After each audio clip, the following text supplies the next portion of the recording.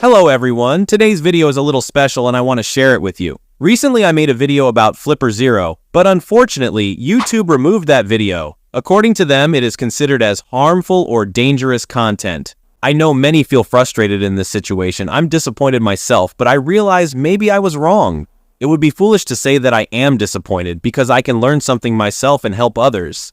I should have tried to know YouTube's guidelines beforehand. I always make videos about new phones, their updates, and other innovations in technology. But Flipper Zero seemed a little different to me, so I made a video about it. The video got quite a good response, but I didn't think it would have a negative impact on my channel. I want to share with you the mistake I made so that you don't.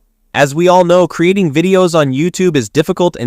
I'm not referring to YouTube or anyone in particular. I actually encountered this through my own fault. The real reason the video was removed was to highlight the negative aspects of the gadgets, which I didn't understand at the time.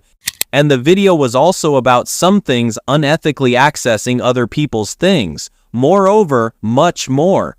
Have you ever faced such a problem? Are you working on a YouTube channel? Share your experience with us. Also, I am planning to make a new video about Flipper Zero again. Here I will try how this device can be put to good use, although it is not readily available in all countries. Now I can't show you the previous video because it has been removed. But if I had taken care of a few things beforehand, I might not have faced a community guidelines violation. Hopefully these changes will help present your video in an educational way and avoid violating the guidelines. I hope these messages are clear to you. I will be making videos about Flipper Zero again, but this time in a different way. Thanks, and I hope you enjoy my next videos.